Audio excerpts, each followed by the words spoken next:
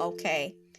So there's so many layers to this, and I'm just trying to understand if we are able to give trillions of dollars, okay, to other countries. I'm not saying don't help other countries. I'm not saying not help other people. I'm all for it. I have a very giving heart. Okay, I'll give you the shirt off my back. Okay, anyone that is honest about me and knowing me and being around me for a certain amount of time will tell you this.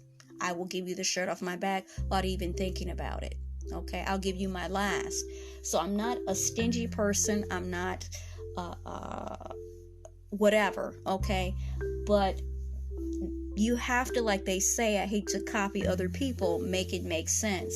Okay, so how are you able to do this? Why aren't you doing something about it? Okay, you give all of these monies to other places so that they can participate in war and destruction and desolation. People who are homeless, but you don't help the homeless people that are here. Okay, you kick them out of the places that they're in. People who have actually served their country. Okay, and they didn't have to serve their country. They did it, and they found themselves when they came back homeless. And then they homeless and they living in a facility for homeless people, but you kick them out and put somebody else there. Can I get a witness? Okay, so this particular woman said that she had no power for 72 hours. She has pre-existing conditions. She's lost her food. Okay, her medicine is no good, null and void, because it must be refrigerated. And the oppressive heat that she had to endure, she said she doesn't even have words to describe what she went through physically, mentally, spiritually, emotionally.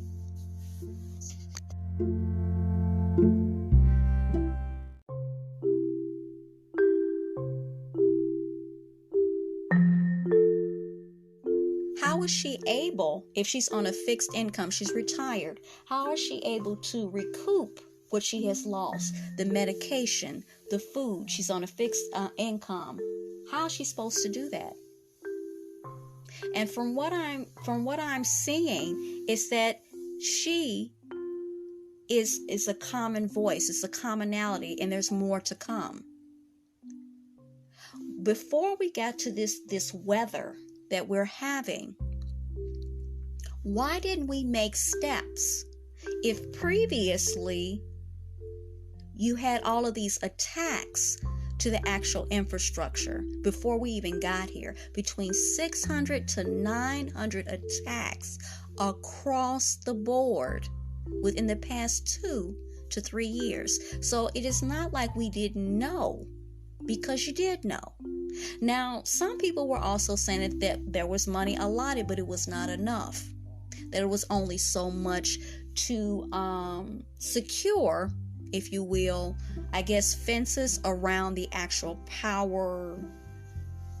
I don't know, I forgot what the word is, of how to get to the grid. Okay, that was it only covered that.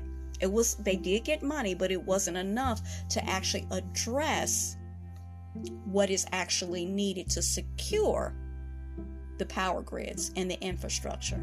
And then on top of that, they came back and said that if it's a cyber attack, they do not have enough qualified individuals. There's a shortage, that word again, a shortage of people who are knowledgeable and accredited to actually be on board and be on the teams that they need to be on to stop this and to intercede. If it were to happen, that they are able to jump in and counter those cyber attacks that are in fact digital or electronic, because that's what cyber means, right? Okay.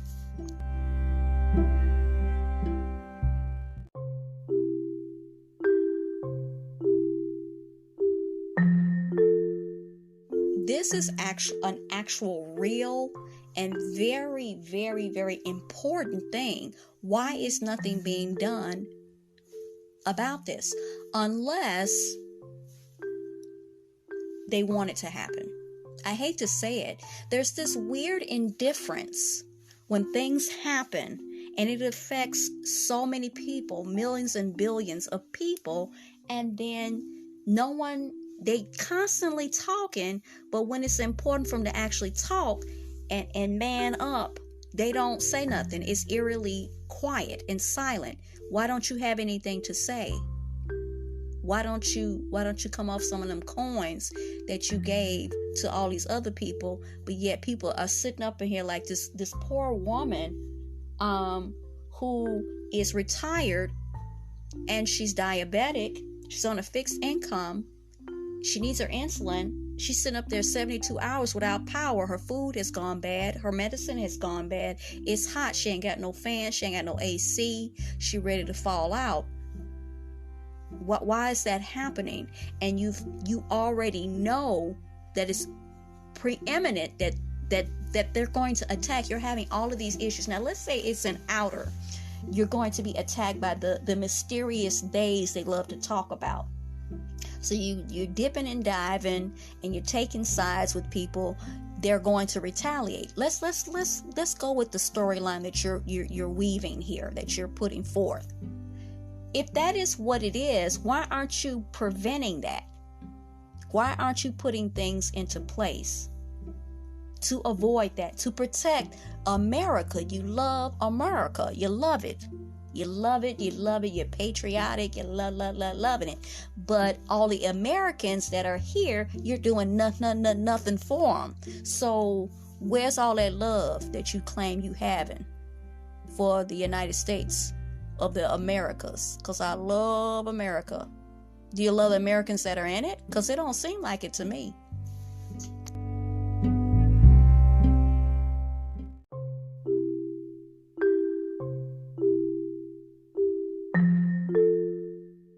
When you have some kind of contingency protocols or plans in place? Because the summer, you already said the summer's going to be brutal. The weather is flip-flopping and switch hitting. One day it's oppressively hot. You can barely breathe. We got smog. We got orange crap in the air. Nobody know where it came from. They said it was from the wildfires. But what I don't get is why is it looking like orangey? Why is it looking like Cheeto dust? Why is that happening? No one knows. No one knows. Why is it orange? California was burning, it seemed like, for 2 years straight. I don't remember that happening. Why aren't we doing something about that? Why? I would love to know. I ain't got no answers. What is it? But you love America. Are you really loving it? I don't feel the love.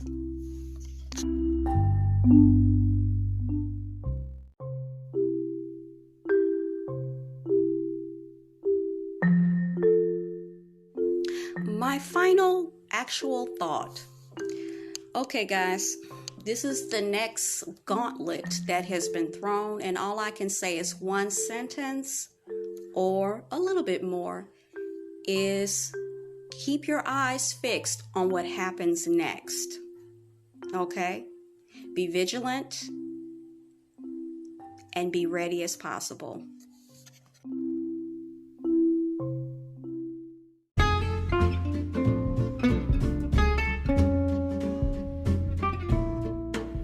Every fall, Wild Adventure's Great Pumpkin Luminites and Pumpkin Spice Festival grows even bigger. It tastes even sweeter and glows even brighter.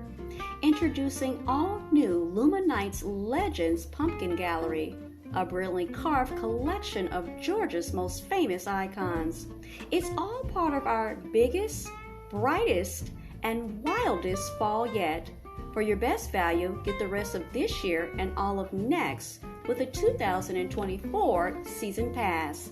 Plan your visit and buy your pass today.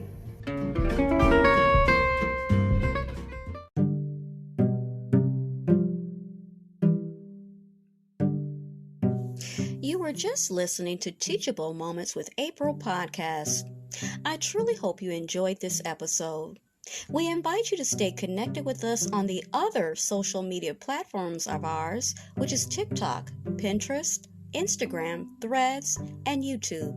Also, we'd like to invite you to check out our official podcast landing page on podpage.com/teachable moments with April to see all our content in one place and leave personal messages, feedback, and more.